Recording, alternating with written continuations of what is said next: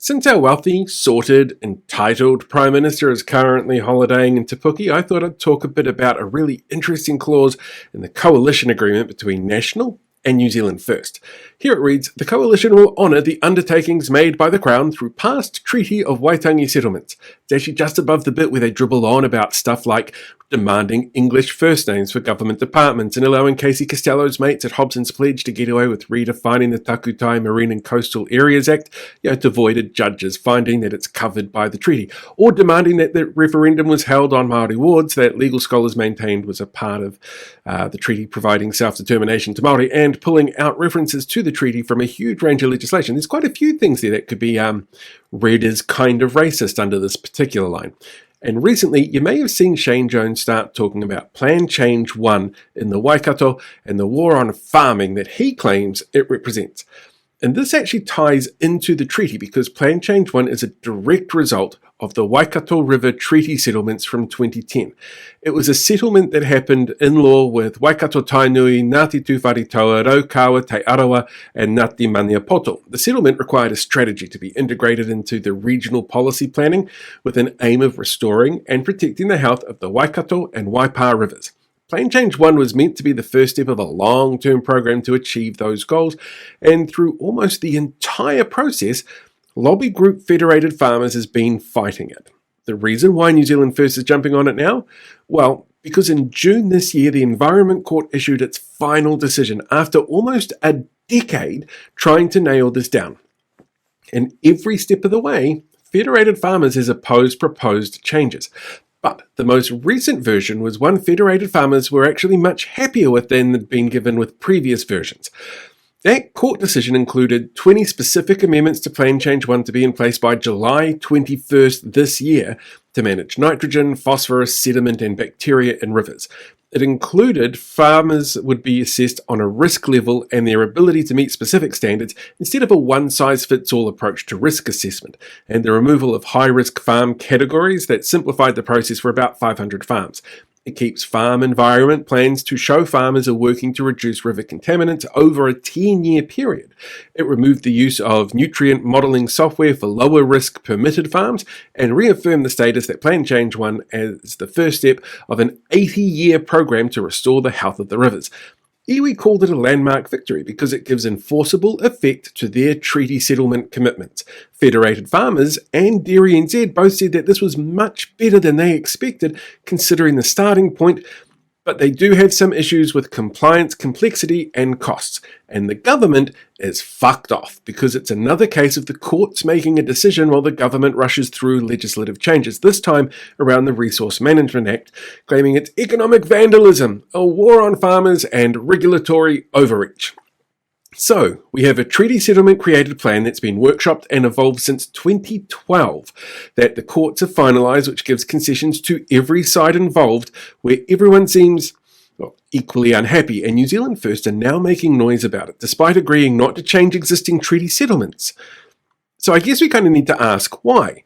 Well, the first clue is actually in their candidate list. New Zealand First has Federated Farmers leadership running as candidates in a number of places. Are the ones hidden between the conspiracy theorists.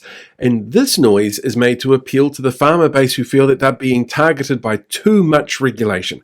It can cause friction within the coalition when New Zealand First demand it be stopped as part of their coalition agreement, and it fits into their anti-separatism bullshit because it allows them to attack one of the most often cited successful co-governance models in the country just before the election gears up. It's not about water quality for them or even the ability for farmers to do what they do. It's about new ways to racebait.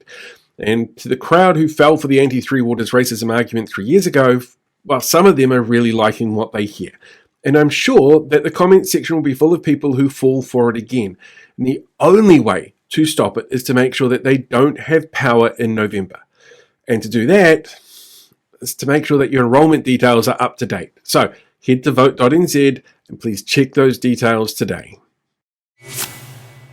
Hey there, kia ora.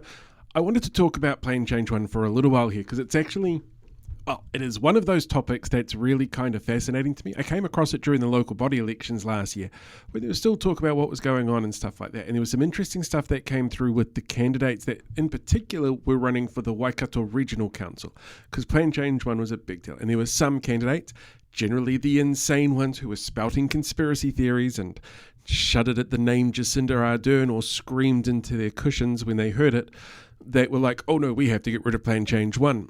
And so I was doing some digging to work out what it was, because I might grow up in the region but still had no idea, hadn't actually heard much of it myself personally. And it turned out it was something that you can't actually get rid of because it is a treaty settlement. And treaty settlement results, what's passed in that legislation, that requires a supermajority to make any changes in government. So all of these little things that are in the coalition agreement of we're not going to change anything in the treaty settlements, well, they can't. They don't have the majority, and I highly doubt that any of the other parties would ever agree to anything that the coalition wants to do to a treaty settlement. So it's just never going to happen. So this noise that we're hearing at the moment from Shane and New Zealand First, it's very much just noise to make people go, ooh, ooh, ooh, there's too much regulation. Their argument is that with changes to the RMA, PC1 should be paused. But that's not what's going to happen here, because it's been over a decade that this process has been in place to try and get to where they are now.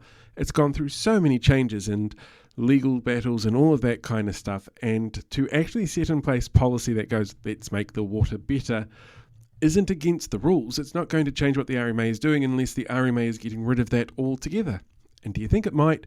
Do you think a government that's known to pollute and isn't going to hit our Paris Climate Accord targets because it don't give a shit might get rid of things like stopping water pollutants from going into water?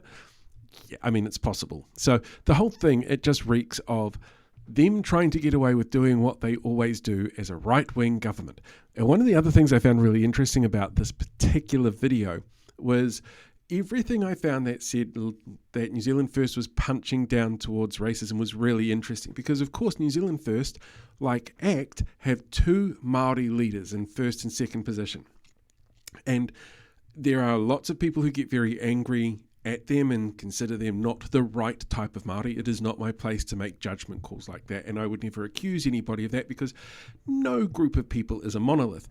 But I find it really interesting that both of those parties might have Māori leadership, but they both also aim to whip up that racist foment towards Māori, this whole they're getting something that you're not kind of mentality.